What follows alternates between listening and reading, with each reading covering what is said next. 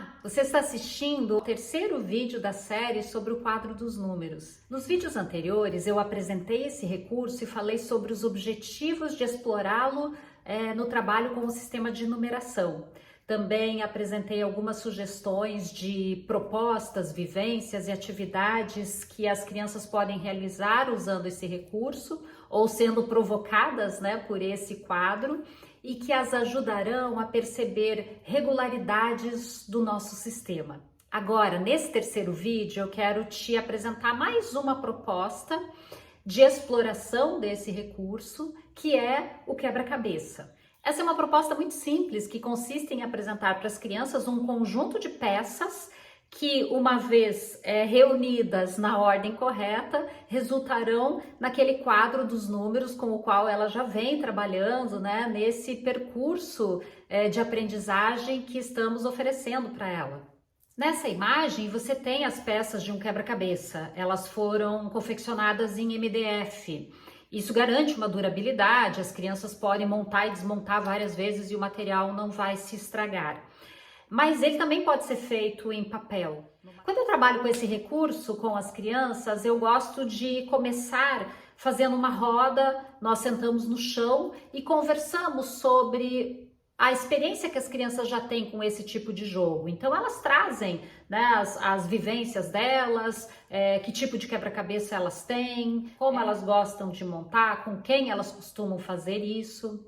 Qual é a lógica desse jogo, qual o objetivo, Então elas entenderem essa relação da parte todo, o todo e as suas partes, e como elas podem compor e decompor esse todo. Então é muito interessante você colocar no centro da roda, um conjunto de peças de um quebra-cabeça tradicional e o conjunto de peças do quebra-cabeça do quadro dos números, e pedir que as crianças comparem, que elas digam o que eles têm de parecido, o que eles têm de diferente. Embora ambos se tratem de um conjunto de peças que, organizadas na posição correta, vão formar um todo, esses dois tipos de quebra-cabeça têm diferenças também. Essa pode ser uma referência importante para ela conseguir lidar com o desafio que nós vamos propor. As crianças gostam muito de falar sobre as suas vivências fora da escola, Então, nesse momento também é importante pedir que elas falem sobre as estratégias que elas costumam usar quando estão montando esse quebra-cabeça comum que elas costumam ter em casa. Elas costumam se referir à separação das peças que têm os lados retos, Muito interessante porque, como em geral os quebra-cabeças eles compõem uma figura total em forma de um retângulo, as peças que farão o contorno sempre terão um dos lados retos. E essa é uma estratégia que geralmente as crianças utilizam e que realmente ajuda na obtenção desse resultado, que é a montagem da figura completa. No caso do quadro dos números, essa é uma estratégia que não é válida, porque todas as peças têm todos os lados retos. Bom, então, depois desse primeiro momento de apresentação, em que as crianças tiveram contato com os dois tipos de quebra-cabeça, em que puderam compartilhar suas experiências com esse tipo de jogo e já observar semelhanças e diferenças entre o quebra-cabeça tradicional e esse do quadro dos números, é o momento de formar pequenas equipes de 3, 4 crianças. E aí, enquanto elas estão tentando montar o quebra-cabeça, discutindo, é muito importante que a gente circule entre os grupos, tanto para observar as suas ideias, as suas discussões, como eles se organizam no grupo, quanto para fazer mediações nesse processo, porque às vezes as crianças ficam ali sem saber muito como começar ou não conseguem chegar num consenso acerca de como elas resolverão esse problema.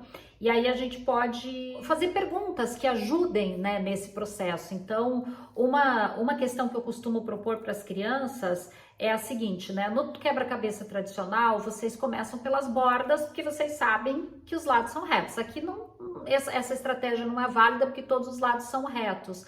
Mas o conteúdo que nós temos nas bordas, quer dizer, os números que estão nessas bordas, eles poderiam nos ajudar? Por exemplo, vocês já sabem o que tem na primeira linha do nosso quadro? Tem alguma coisa diferente na primeira linha em relação às demais? Porque aí as crianças podem lembrar que os números da primeira linha são todos de um só algarismo. E muitas delas também já conhecem a sequência dos números que compõem a primeira coluna, que são justamente as dezenas exatas, né? O 10, 20, 30, 40, 50, 60, mesmo que elas não usem ainda essa nomenclatura, elas digam que são os números terminados em zero. Então as crianças começam a perceber que aquelas regularidades com as quais elas trabalharam anteriormente nas demais propostas, ela pode ajudá-las aqui na montagem desse quebra-cabeça. Se uma criança ainda não conhece a sequência oral, se ela ainda não tem esse domínio, né, da escrita dos números, mesmo assim ela poderia montar esse quebra-cabeça? Sim. Se ela já teve contato, evidentemente, com um quadro completo, já brincou com o quadro, já resolveu alguns desafios, né, anteriormente envolvendo esse quadro, sim, ela pode trabalhar com esse quebra-cabeça, tentar montá-lo. Certamente será um desafio maior para ela. Em geral, quando as crianças elas já têm, por exemplo, esse conhecimento da sequência oral, essa montagem ela vai se basear não apenas nesses elementos já destacados anteriormente, ou seja, o conhecimento dos números, né, que compõem a primeira linha ou a primeira coluna, mas ela vai usar também a sequência numérica que ela conhece, né? Então, por exemplo, se ela já anuncia que um número se chama 35 e ela sabe que em seguida vem o 36 e ela já conhece a escrita desse número, como nós faríamos também, ela vai simplesmente buscar esse número. Agora, para as crianças que não têm esse domínio da sequência oral, reconhecendo a sua notação específica, né, ela vai observar o primeiro, né, aqui, então, por exemplo, ela vai usar esse conhecimento que na primeira linha, todos os elementos começam com o número 1, então ela vai buscar esse tipo de número nas peças para serem colocadas, então, que ficarão ali. Então, nesse caso, é necessário que o professor, que a professora tenha conhecimento do nível de saberes que as crianças já têm a respeito dos números e da sequência, né, até o 99, até o 100, para dosar, né, o grau de dificuldade e também as ajudas, né, os auxílios que essas crianças precisarão ter para resolver esse desafio. Para algumas crianças talvez não seja possível montar esse quadro se elas não tiverem um material de pesquisa. Um suporte interessante que a gente pode oferecer para crianças quando perceber que esse desafio está muito difícil para elas seria um quadro dos números, mas preenchido apenas a primeira linha e a primeira coluna, porque ela tendo esse referencial, ela pode utilizar as informações que estão ali para então buscar as peças que vão preencher o restante desse quadro, né? Dessa figura total. Uma outra coisa que pode ser uma ajuda importante para algumas crianças é ter um quadrado do tamanho que ficará o quadro completo e sobre o qual elas vão então colocando as peças, porque para algumas crianças isso delimita já, né, o espaço no qual essas peças terão que ser colocadas. Agora, isso é você, professor, você, professora, que vai poder julgar se é necessário ou não, se é adequado ou não, porque para algumas crianças isso pode ser uma ajuda importante, enquanto que para outras você acaba facilitando muito algo que ela conseguiria fazer mesmo sem aquilo, né? Ou você entrega inicialmente para todos essa base, mas num outro momento você desafia, né? Como um nível 2, digamos, do mesmo problema, seria montar agora sem essa base, sem usar aquele quadro no qual a gente já tinha, né, os números da primeira linha e da primeira coluna explicitados ali. A ideia que sustenta esse tipo de prática, ela é muito diferente do modelo clássico de ensino, no qual a gente só propõe para as crianças uma atividade se a gente já ensinou primeiro como ela pode realizá-la, ou se a gente supõe que ela já domina os meios para responder corretamente àquela atividade.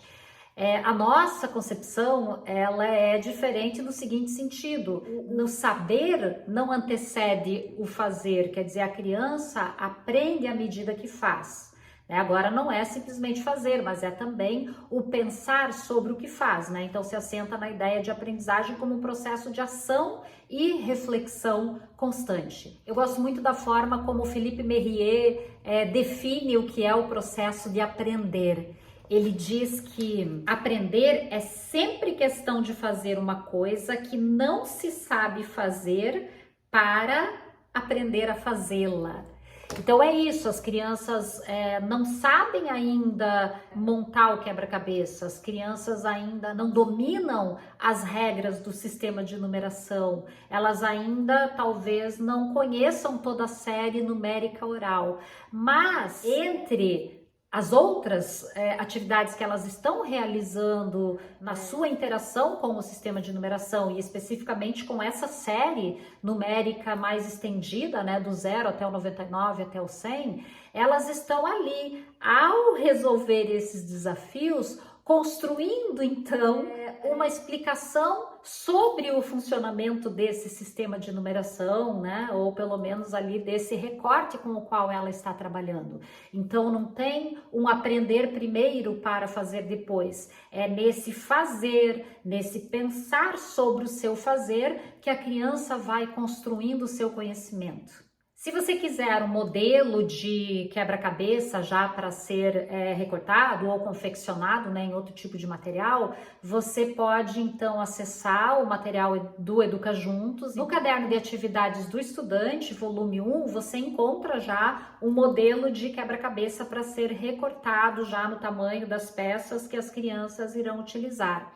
Mas você pode também ter um modelo de um quadro completo, fazer como a gente fez aqui no Numeraliza para confeccionar esse quebra-cabeça em MDF, desenhar diferentes tipos de recorte até para que as crianças tenham variados jogos, né? Porque se ela monta o mesmo quebra-cabeça com as mesmas divisões das peças mais de uma vez, aquilo deixa de ser desafiador para ela. Então é bom ter às vezes 3, 4 conjuntos diferentes de quebra-cabeças, né, com desenhos diferentes em sala de aula para que elas possam trocar e se sentir então novamente desafiadas. Então, essa foi a sugestão que eu trouxe nesse terceiro vídeo sobre o quadro dos números. Se você gostou, deixa aqui o seu like, se inscreve no canal se você ainda não fez isso. Também compartilha aí com outros professores, outras professoras que você acha que podem se beneficiar desse material. É isso? Então, um abraço e até o próximo vídeo.